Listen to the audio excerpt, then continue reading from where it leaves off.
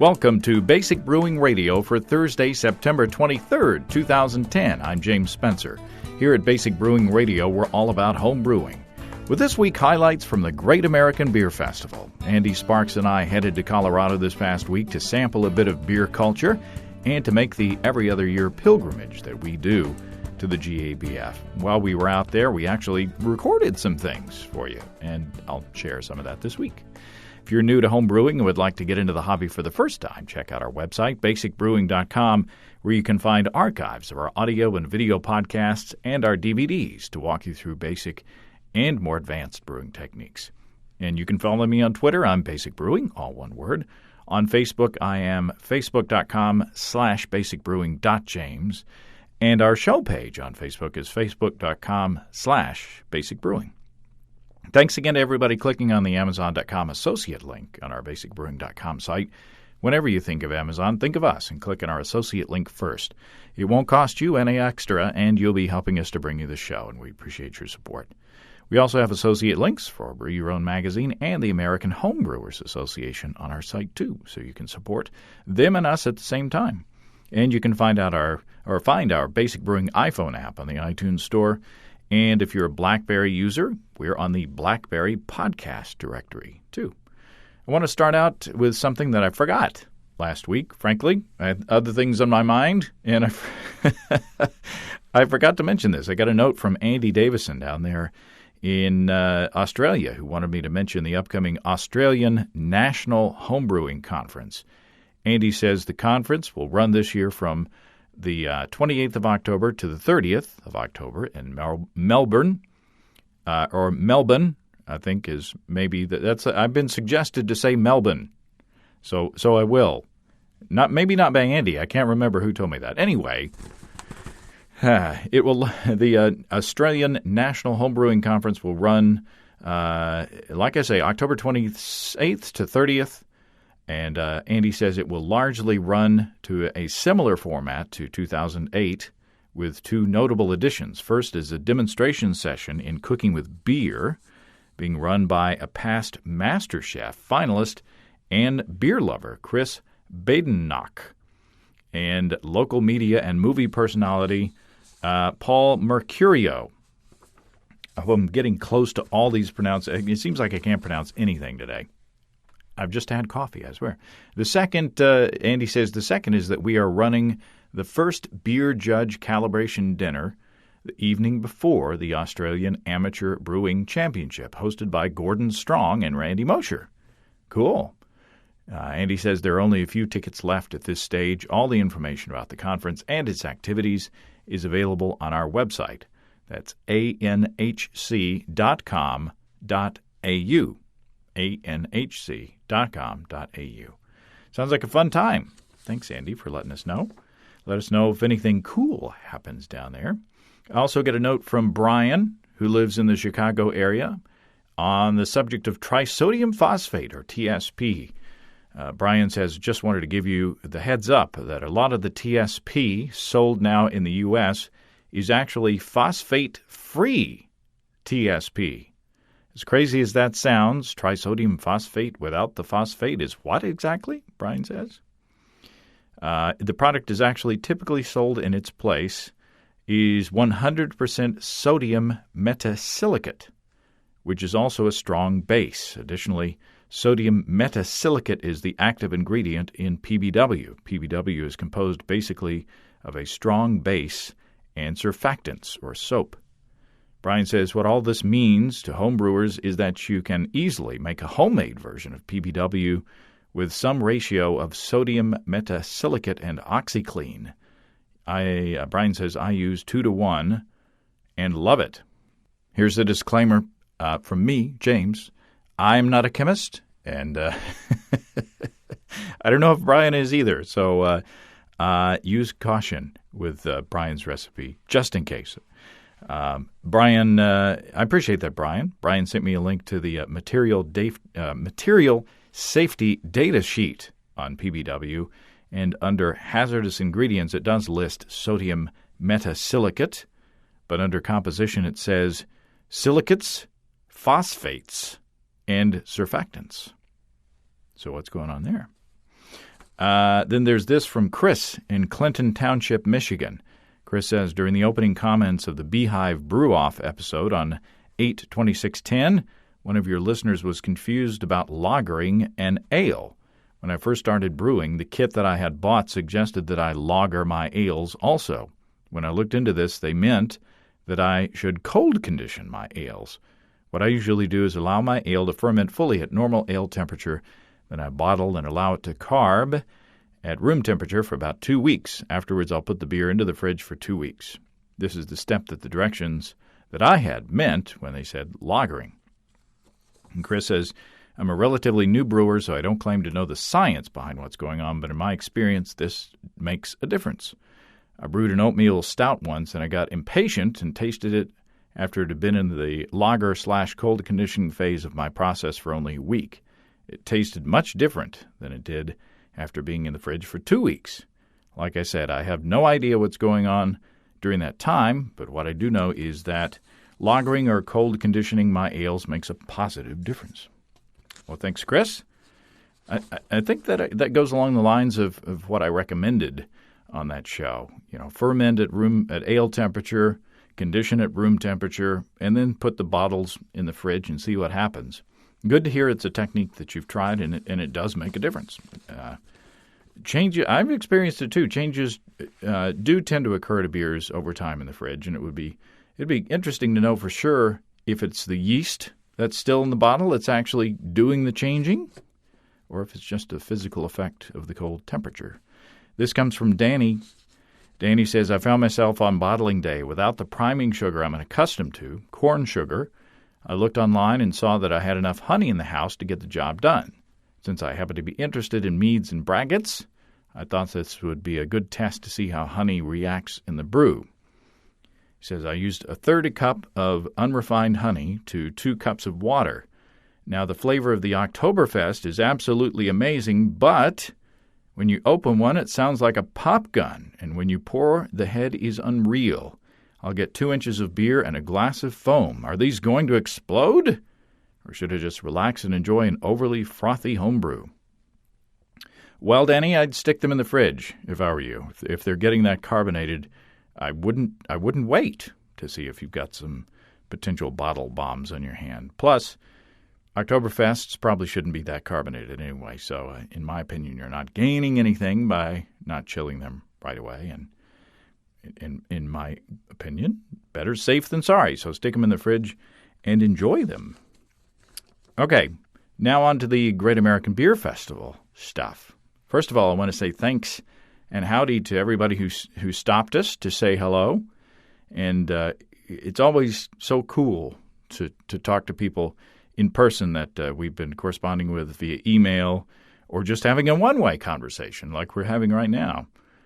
Andy, Steve, and I really get a boost when we get to shake your hand in person. So everybody that we met was incredibly nice, and it's great to be a part of the homebrewing community. So I appreciate you taking a couple of minutes to say hi when we were there. It was the 29th annual Great American Beer Festival. More than 2,200 beers, 462 U.S. breweries, 49,000 attendees. Pretty overwhelming. But in addition to the professional brewers, home brewers are featured every year, too. Every year, home brewers pair with professional brewers for the Pro-Am competition. This year, 75 beers were entered into the Pro-Am competition. That means 75 homebrewers got to produce their recipes on pro gear and enter them into this competition. We sampled many of those, and they were all very tasty, I have to say. Now, to get a little insight into the Pro-Am competition, we snagged Jeff Swearingen, one of the homebrewers that we actually know from Oklahoma. My name's Jeff Swearingen. I'm a member of Fellowship of Oklahoma Ale Makers. It's also Oklahoma. And I brewed smoked porter with Chalk Beer Company. And Chalk's out of Krebs, Oklahoma, southeast Oklahoma. So. This is the first time that you've taken part in the Pro-Am competition? Yeah, this is my first year doing the Pro-Am. It's the 6th year that the Pro-Am's been held. And this year they've got over about 75 entries, which makes it the largest Pro-Am to date. So how did you get involved in the competition? Well, Chalk put out a notice for the AHA competitions. They were looking for homebrewers. They were interested in entering beers, and they pretty well left a wide gamut of styles for us to whatever we wanted to brew. And so they had about 50 entries from all of Oklahoma. And so they had a tasting panel, and they just kind of went through round robin, choosing different ones that they liked and maybe would be able to work on their system to brew. And so it was kind of unique. It come down to about 10 beers, and the brewmaster, Michael Lawley, he was the steward, so he enjoyed doing the stewarding and getting to taste the beers as they went along. And they come down to the top 3 beers, and I was lucky enough to have 2 of them in the final 3. So tell us about your beer that you entered. Okay, the smoke porter, my recipe is called the Smoke Signal Porter, and it's a base of traditional beechwood smoke, the Vireman smoke malt, and then I home smoked some Munich with cherry wood. And so I did about 20 pounds of cherry wood, and then I used alder in the original recipe. But when we scaled it up, we couldn't get the alder, so we used the beechwood, which both of them were kind of mild. The alderwood and the beechwood's kind of really mild smokes. So, and then we infused it with the cherry. So you got the cherry smoke, the beechwood, and then we've got German chocolate in the recipe, and a little bit of Cara Munich malt to give it a nice old caramel. So good balance.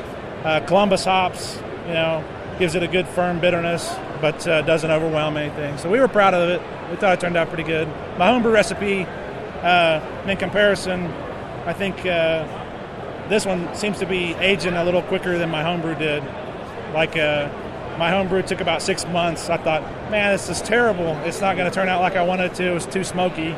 By the time the competition rolled around, it just happened to luck out and it'd be ready in time. So, and the brewer really liked it. So, what was it like brewing with the professionals on their system? Oh, it was a total blast. We did a double batch, and I was down for the first batch. And gosh, the brew house just smelled awesome. We had all that smoked malt in the mash tun, and I mean, you could smell it way out in the parking lot when you went out there. So all the smoked malt, and BJ, the assistant brewer. He's like the hardest working guy in business, He had our mash put together, and we went through all the calibrations, and there was a little bit of, when you scale up a recipe, there's a little bit of,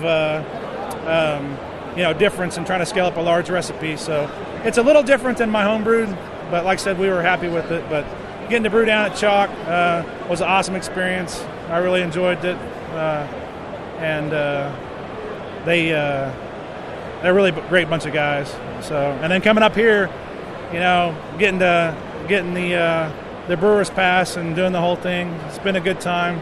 They've treated me really well, and it's been a good experience. They're going to do their competition again in February, so we'll get to start it all over again. And they decided they like smoked beer, so they're limiting the category this year just to smoked beers because they want to do another one. So they put out the word in February they're going to have the contest, and I had a little bit of leftover beechwood from the smoked porter recipe, so I'm going to brew up a German rock beer to take down. They said I'm ineligible for the second one since I won the first one, so I said, well, I'll come down and judge for you. How about that? So did brewing with the pros give you an itch to become a pro brewer yourself? No, I actually brewed. I went to Siebel and I did the short course, so I'd done it before when I was in college, and I went from home brewing, did professional for about 2 years, and then as assistant brewer for Tulsa Brewing Company, and then went back to home brewing, but those guys, I respect them because day in and day out they're working really hard.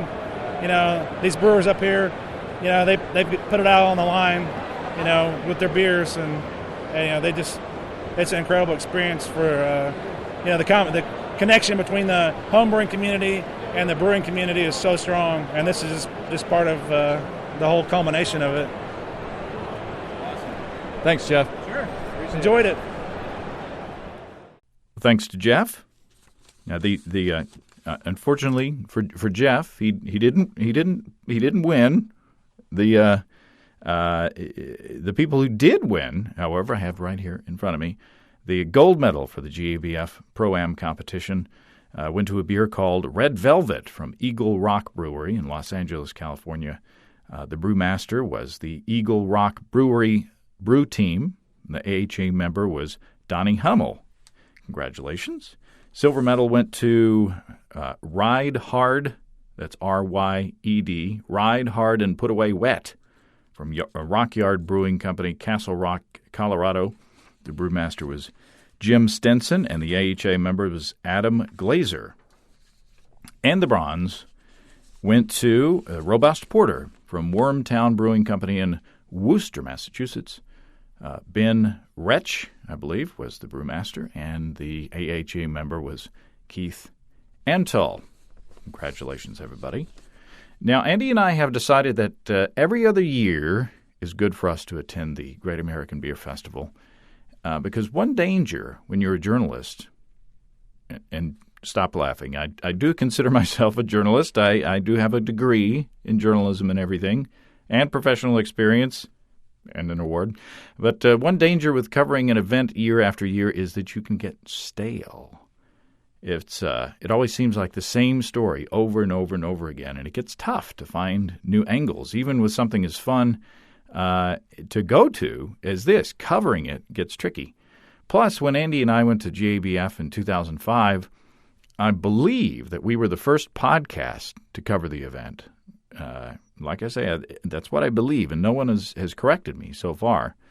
Now, there are tons of podcasts, bloggers, tweeters, and so on nowadays, so that they all converge on Denver every year for the Great American Beer Festival, and it's definitely a good thing for good beer to get that much attention, but it makes it tricky to find some way to find and deliver information that everybody else isn't doing.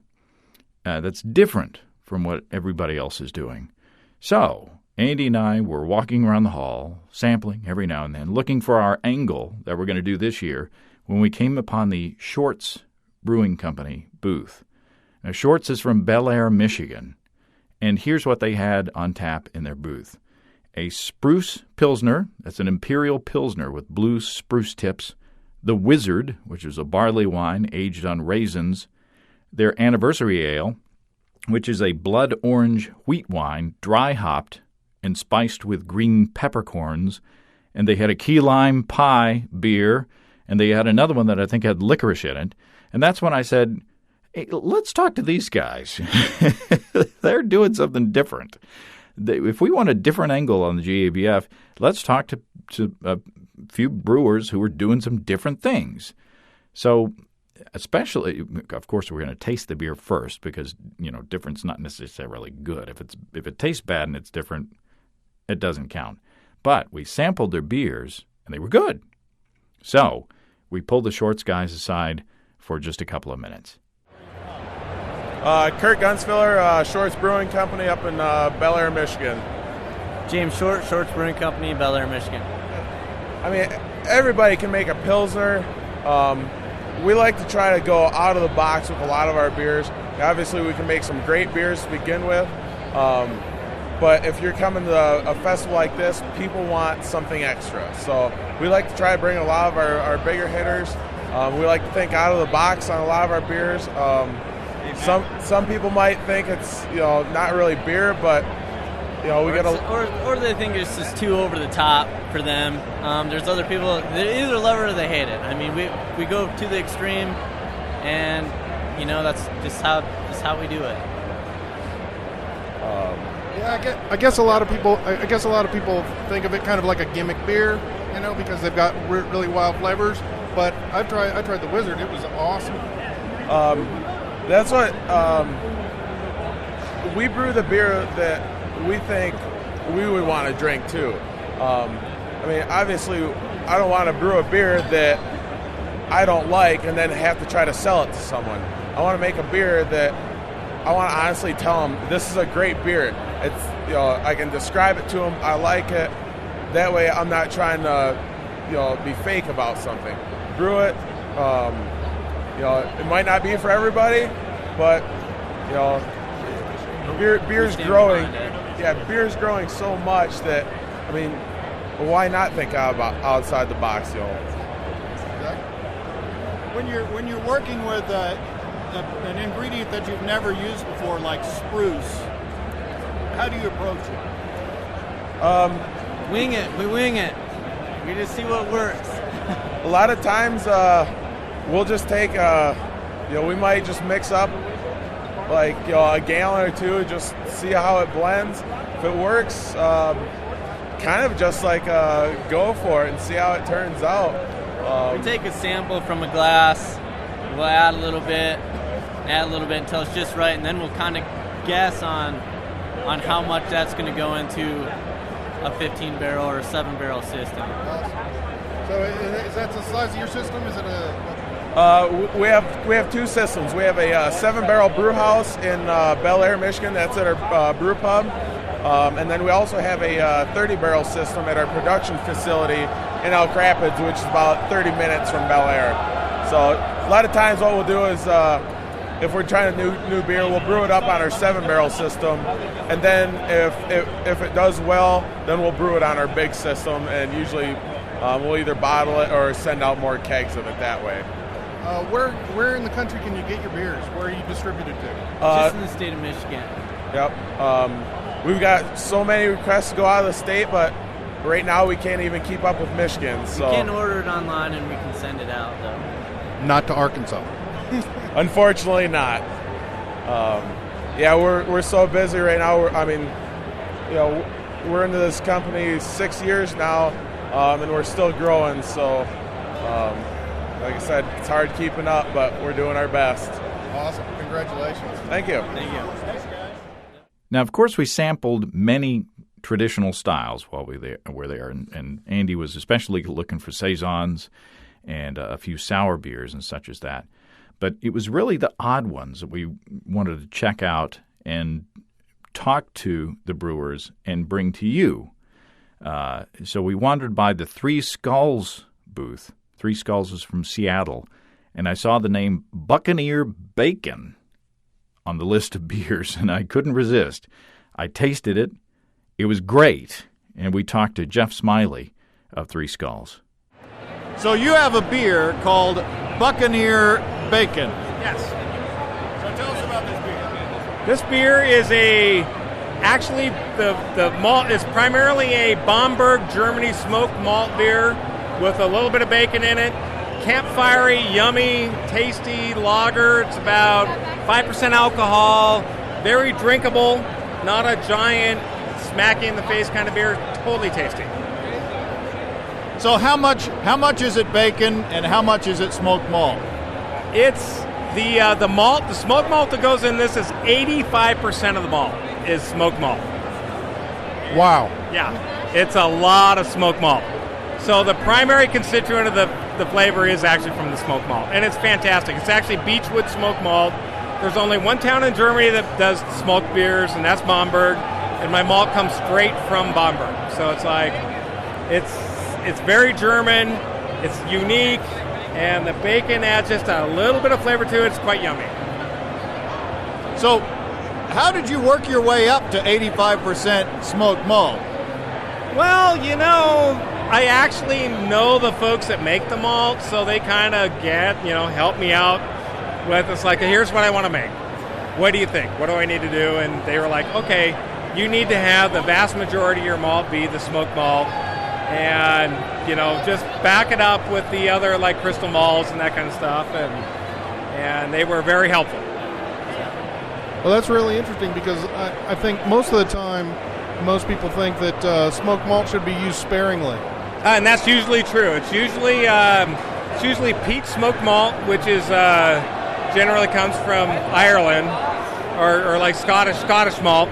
And generally that stuff, you use like like in home brewing. I don't use it in the brewery because it's just overpowering. But when I was home brewing, I do like a pound out of 25 pounds, and it would be overwhelming.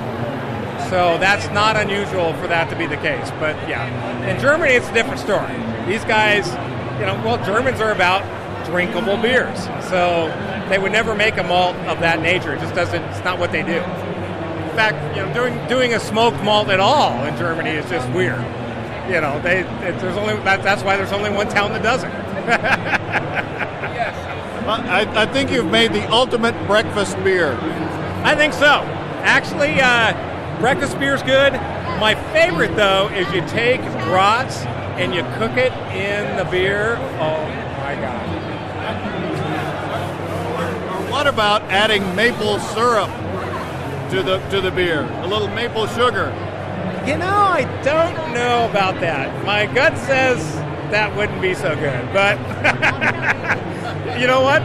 We're brewers in America. We try all kinds of crazy things. So it's like, why not? Probably a good thing for a home brewer to try first. What's that?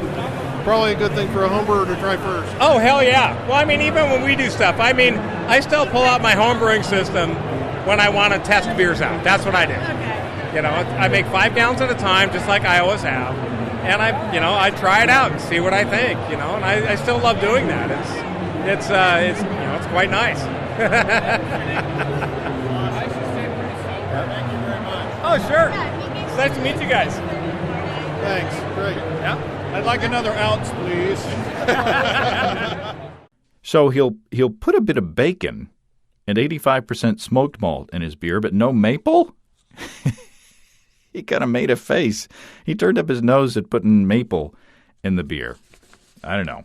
I put bacon, maple, and then some oats in there to round out the whole breakfast theme, if it were me. And it may be me. Sounds like a good idea. Now, you may know how much fun Steve Wilkes and I have had with chili beers over the past few years. We've played with them a bit, and Steve has really made one really wonderful one that's hit a home run in my mind. But when someone told me there was a good chili beer over at Six Rivers Brewing Company from McKinleyville, California, we headed over there, and their chili beer was wonderful. And we talked to assistant brewer Mike Lisignoli.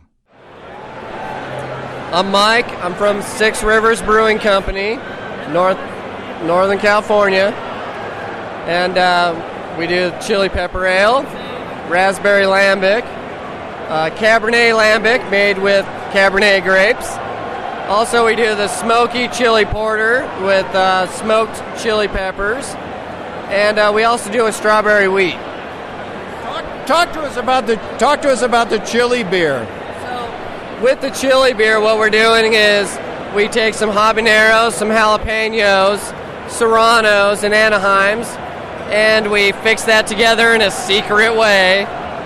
And then we take a nylon knee-high, like you can buy at any store, and we fill that with the Cuisinarted chilies, and then we put those in each keg. So it's one keg at a time.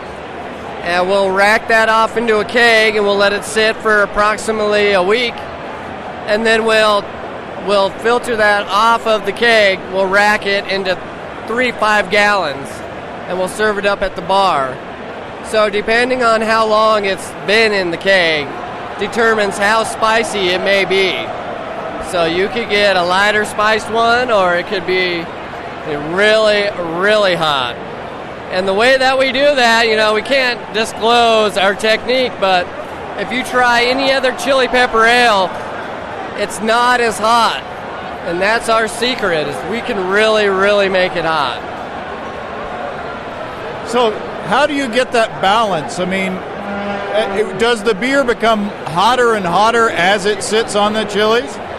So the beer becomes hotter as it sits on the chili. It's basic wheat ale, and as we put it into the keg, the longer we leave it there, the hotter it's going to become. So if we left it in a keg for 2 or 3 weeks, it would burn you to death. But a lot of times, depending on supply and demand, we'll rack it off a little earlier. So your chili beer is really good in that it is balanced. It is not all about the heat. There is a significant amount of body in the beer, and so it is a kind of a well-rounded beer. What's the malt backbone like? Well, I mean, it's a heavy wheat beer, so it's 50-50 with wheat and barley. So with that heaviness of the wheat and the creaminess of the wheat, that creates a greater balance with the chili pepper as opposed to maybe like a chili pepper pale or a chili pepper blonde. You lose that with like a Hefeweizen type of beer. You get that creaminess, and that adds to a better balance. So how do you go about selecting the balance of chilies? I mean, how do you do a tasting of what chilies? It's definitely eyeballed, and it's done on a small scale, so every chili beer is going to be different. I mean, some are a lot hotter, some are a lot softer. It's basically, we have our standard recipe, and then we go from there. That's awesome. Talk about your sour grapes beer. The sour grapes is a real unique beer that, a lot of breweries can't do. For instance, they can't get the grapes. So a friend of ours is a winemaker, and he supplied us with the Cabernet grapes, which we filtered a triple Belgian on top of 400 pounds of Cabernet grapes for a 7-barrel batch. We left that in the bright tank for about 6 or 7 months. And then we took that beer and we racked it into port barrels and Cabernet barrels. And we let it sit there for about 1.5 years. And then we add some lactobacillus to it to give it a little bit of that sour edge so the wine's not too sweet. And from there, I mean, you get a beer you'll never see again. It's quite delicious. So with a 7-barrel system, I mean, that for a professional brewery, that's on the lower end. That is definitely on the lower end. So it's very hard to make a beer like that, especially when you consider tank space on such a small brew system. So we sacrifice our other beers to make our specialty beers. The raspberry, the chili, the Kona porter, the strawberry wheat. Those are beers that we're moving 2 or 3 times after we filter them, just to get them off the fruit and tasting where we want them to be. That's awesome. Thanks for your time. We appreciate it. I appreciate it. It's been great. I love you guys. Drink more beer. I have a feeling, for some reason, that I'm going to be buying some knee-high stockings for a keg in the near future. So there were literally thousands of good beers, and that's just a taste of what was going on there. You'll have to go yourself one day if you haven't been. But among the fun stuff, there was someone with a serious message at the Great American Beer Festival. Rick Like is a cancer survivor and a beer blogger and beer lover, and he's founded something called Pints for Prostates. It's a group that's using beer to get the word out about prostate cancer and early detection of prostate cancer. And we took a couple of minutes to talk to Rick about Pints for Prostates. So, Rick, tell us about Pints for Prostates. Well, Pints for Prostates reaches men using the universal language of beer. We have a situation in this country where you see the pink ribbon on a myriad of products, and the blue ribbon, which is signifies prostate cancer awareness, you hardly ever see. Yet 1 in 8 women will get breast cancer, but 1 in 6 men will have prostate cancer. So we're here at the Great American Beer Festival, and we're using beer to reach guys and get them to think about their health. I'm a beneficiary of early detection. I was 47 years old. My PSA should have been 0.4. It was 11.1, but I had surgery, and since then my PSA has been 0.0. I had my surgery in April of 2008, so I'm doing well. Congratulations. Thanks. So how are you getting the word out this year? Well, we've done a number of things here at GABF this year. We have a booth here. The Brewers Association has been very, very gracious to us. They gave us a booth last year. We have a booth here this year. So we're talking to as many festival goers who will stop to chat. We also had the Denver Rare Beer Tasting here on Friday. that was our event, and we've done a couple of other things around town. But it's all designed to bring people in over the community of beer and talk about a serious health issue. And what are you stressing? I mean, what are you telling people about, especially men, what they should be doing? Well, it's really key for men. If you have a history of prostate cancer in your family, or if you're African American, you should start getting tested at age 35. You should at least get a baseline PSA. For the rest of us, 40 is the year that we start thinking about this. I never realized that at 47 when I had my cancer. I always thought this was an old man's disease. But when I was in having my surgery, the day I went in, 2 twin brothers who were 36 were being discharged. So it suddenly became apparent to me that it reaches into younger ages also. So men at 40 really need to start getting tested, schedule an appointment with your doctor, go in, get a physical exam, get the PSA blood test, and you need to do it on an annual basis. And you guys don't only do things around GABF, you're doing things year-round, right? Yeah, people can go to our website. It's pintsforprostates.org, all spelled out, or we're also on Facebook, and we have a Twitter feed. And we had 37 events last year around the country. We'll probably have more than 40 before we're done this year. We go to a lot of beer festivals. It's a great place to reach guys. We also have bars and restaurants that will do pub nights for us and things. Just trying to reach their customers and get them to stop and think, and that's all we're trying to do. There you go.